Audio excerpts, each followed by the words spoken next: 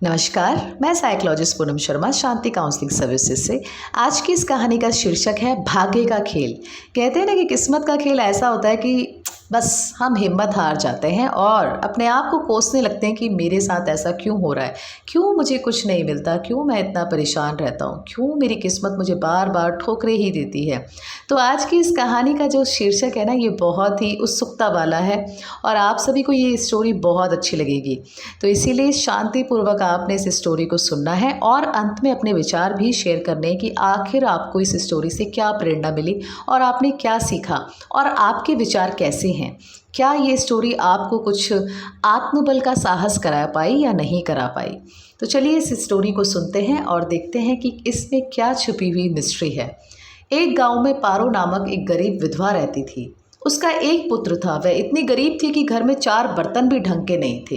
लड़का अभी छोटा था। पारो ने बड़े प्यार से उसका नाम नसीब सिंह रखा था, मगर वह इतना बदनसीब था कि उसके पैदा होने के कुछ समय बाद ही एक बीमारी से उसके पिता की मृत्यु हो गई। पारो घर में चौका बर्तन आदि करके उसे पाल रही थी। उसे पक्का विश्वास था कि नसीब सिंह बड़ा होकर उसके सारे संकट दूर कर देगा और उसका बुढ़ापा चैन से गुजरेगा। इसी आस में रात दिन मेहनत करके वह अपने बेटे को पाल रही थी। नसीब सिंह था तो छोटा, किंतु समझदार बहुत था। संयम और धीरज की उसमें कमी ना थी। किसी भी बात को गहराई तक जानने की उसमें प्रबल उत्सुकता रहती थी। एक दिन उसने अपनी माँ से पूछा, माँ, हम इतने गरीब क्यों हैं? यह सब तो ईश्वर की मर्जी है बेटे। दुखी स्वर में पारो ने कहा, सब नसीब की बात है। मगर नसीब सिंह यह उत्तर पाकर संतुष्ट नहीं हुआ। वह बोला, ईश्वर की ऐसी मर्जी क्यों है? बेटा, यह तो ईश्वर ही जाने। अगर ईश्वर ही जाने तो ठीक है, मैं ईश्वर से ही पूछूंगा कि हम इतने गरीब क्यों हैं। बताओ माँ, बताओ कि ईश्वर कहाँ मिलेगा। पारो तो वैसे ही परेशान रहती थी, अतः उसकी बातों से उकताकर उसने कहा, वह जंगलों में रहता है, लेकिन तुम वहाँ ना जाना। लेकिन नसीब सिंह ने दिल ही दिल में उसी क्षण इरादा बना लिया था कि वह ईश्वर को ढूंढेगा और पूछेगा कि आखिर हम इतने गरीब क्यों हैं। एक दिन वह जंगल की ओर चल दिया। जंगल घना और भयानक था। चलते चलते नसीब सिंह बुरी तरह थक गया, मगर भगवान की परछाई भी उसे दिखाई नहीं दी। अतः वह थक हार कर पत्थर की एक शिला पर जाकर बैठ गया और सोचने लगा कि भगवान तो यहाँ कहीं नहीं है, आखिर गरीबी दूर कैसे हो। तभी संयोगवश मृत्युलोक का भ्रमण करते करते शिव पार्वती उधर ही आ निकले। उन्होंने बच्चे को वहाँ बैठे देखा तो उन्हें बड़ा अचरज हुआ कि यह अबोध बालक इस बीहड़ जंगल में बैठा क्या कर रहा है। भगवान शिव ने बालक से पूछा, तुम कौन हो बालक, और इस जंगल में बैठे क्या कर रहे हो?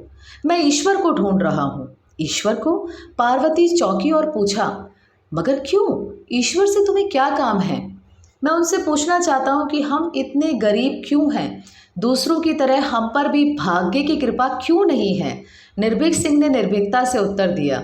माँ पार्वती और भगवान शिव उस बच्चे का साहस देखकर बहुत प्रसन्न हुए। माँ पार्वती तो करुणा की सागर हैं। उन्हें उस बच्चे पर बड़ी दया आई और भगवान शिव से मुखातिब होकर बोली, प्रभु, इस बालक का कुछ कीजिए। हम कुछ नहीं कर सकते पार्वती, क्योंकि इसके भाग्य में यही सब लिखा है। भाग्य देवता के लेख के अनुसार इसे ऐसा ही जीवन भोगना है। नहीं नहीं स्वामी, आपको कुछ करना ही होगा। माँ पार्वती हट करने लगी। जिद ना करो पार्वती, यदि हम उसे कुछ दे भी देंगे तो वह इसके पास नहीं रुकेगा। इसे वैसा ही जीवन जीने दो जैसा भाग्यदेव चाहते हैं। नहीं प्रभु, इसकी गरीबी दूर करने के लिए आपको इस पर कृपा करनी ही होगी। जब माँ पार्वती जिद करने लगी तो भगवान भोले शंकर ने बच्चे को एक हार दे दिया। हार पाकर नसीब सिंह बहुत प्रसन्न हुआ और खुशी खुशी अपने घर की ओर चल दिया। माँ पार्वती संतुष्ट थी कि उन्होंने एक अबोध बालक की मदद की और अब उसके दिन सुख से कटेंगे। लेकिन त्रिकालदर्शी भोले बाबा जानते थे कि यह हार उसके पास रहेगा ही नहीं।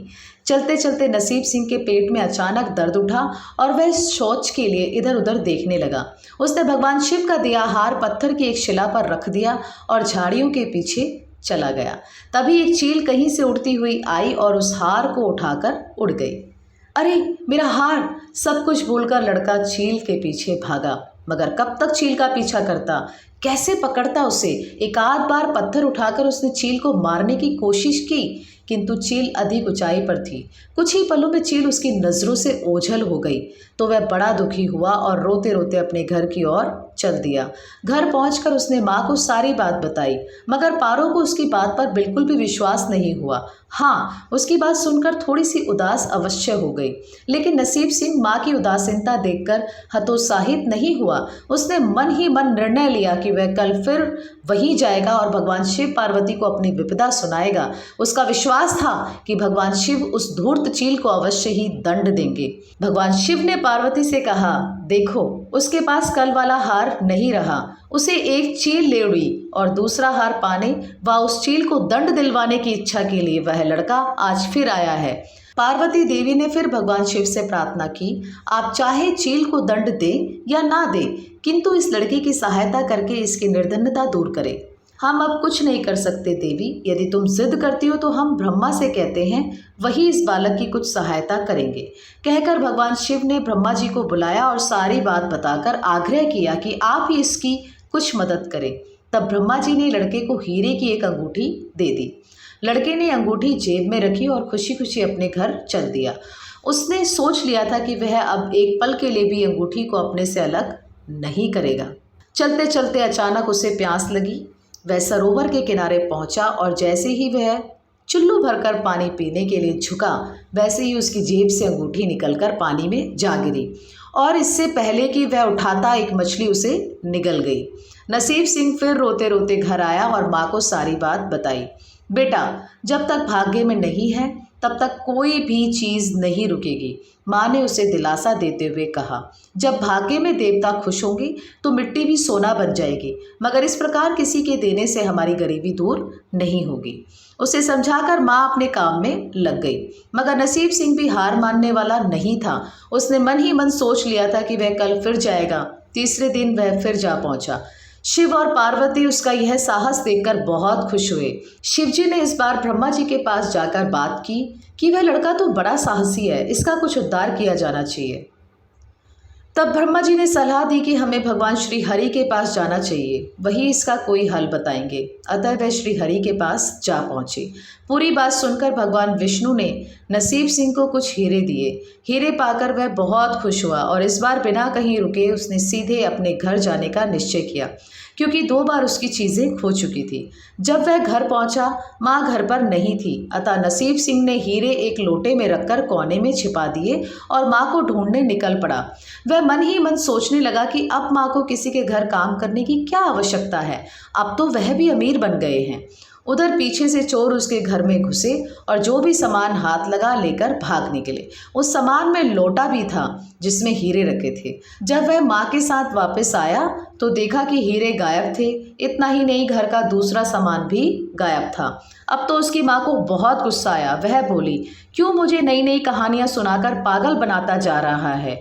सारा दिन आवारा की तरह इधर उधर भटकता रहता है और शाम को पिटाई के डर से कोई नई कहानी सुना देता है। माँ की डांट सुनकर लड़का रोने लगा। वह तो केवल वही जानता था जो कुछ भी उसने बताया था वह सत्य था।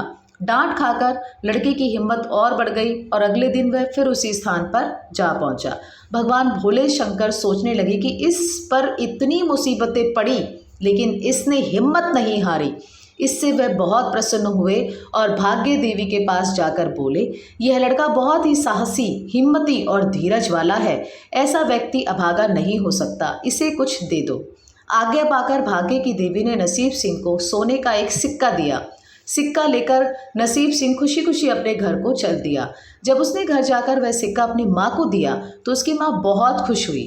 अब क्योंकि उन पर भाग्य देवी की कृपा हो गई थी, अतः सारे काम ही अपने आप शुभ होने लगे। दूसरे दिन ही एक मछली वाला उसके गांव में मछली बेचने आया तो लड़के ने वही सिक्का देकर मछली खरीद ली। उसकी माँ ने मछली का पेट चीरा तो वह अंगूठी निकली जो ब्रह्मदेव ने उसे दी थी और जो उसकी जेब से तालाब में गिर गई थी। माँ ने अंगूठी संभाल कर रख ली और नसीब सिंह से बोली, जा बेटा, जंगल से थोड़ी लकड़ियाँ ले आ, आज घर में ईंधन बिल्कुल नहीं है। लड़का कुल्हाड़ी लेकर जंगल की ओर चल दिया। वहाँ जाकर जिस पेड़ पर लकड़ी काटने के लिए चढ़ा, वहाँ उसी चील का घोंसला था जो उसका हार उठाकर ले गई थी। लड़के ने देखा कि चील कहीं आसपास नहीं थी। नसीब सिंह ने अपना हार उठा लिया और जो भी थोड़ी बहुत लकड़ियां पेड़ के आसपास पड़ी थी वही उठाकर घर की ओर चल दिया। माँ हार पाकर बहुत खुश हुई। अब तो देखते देखते उनके दिन बदल गए। घर में किसी चीज़ का अभाव नहीं रहा। फिर ईश्वर की कुछ ऐसी करनी हुई कि जो चोर उसके घर से हीरे चुरा कर ले गए थे, उन्हें सपने में महादेव ने चेतावनी दी कि जो हीरे उस लड़के के घर से चुरा कर लाए थे वे तुरंत वापस कर दो, वरना तुम्हारा सर्वनाश कर दूंगा। चोर उसी दिन हीरे उसके घर पर दे गए और अपनी गलती के लिए माफ़ी भी मांगी। इस प्रकार उस अभागे का भाग्य चमक उठा।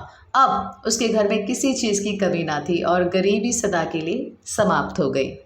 तो इस कहानी से हमें ये प्रेरणा मिलती है कि कोई बात नहीं, हमारा कैसा भी समय हो, कैसी भी हमारी ज़िंदगी में उथल पुथल आ जाए, लेकिन हमें अपनी हिम्मत, अपने साहस को, अपने आत्मबल को कभी टूटने नहीं देना चाहिए। चाहे कोई आपका साथ दे या ना दे, आपने अकेले अपनी हिम्मत को और आगे प्रबल करना है और अपने आत्मविश्वास के साथ हर युद्ध को जीतना है, हर उस लड़ाई को लड़ना है जो आपको इस बात के लिए प्रेरित करती है कि आप कुछ नहीं हो, आप कुछ नहीं हो और आप कुछ नहीं कर सकते हो। कहते हैं ना, अगर हमारी सही सोच हो, सही मार्गदर्शन हो तो हम हर चीज़ को प्राप्त कर सकते हैं। इसीलिए आत्मबल के साथ और सही सोच के साथ हर कार्य पर विजय प्राप्त की जा सकती है। तो इस कहानी से हमें यही प्रेरणा मिलती है कि सही सोच, सही साहस के साथ हम किस्मत से भी लड़ सकते हैं और अपनी किस्मत के अनुसार हर चीज़ को प्राप्त कर सकते हैं। Thank you so much.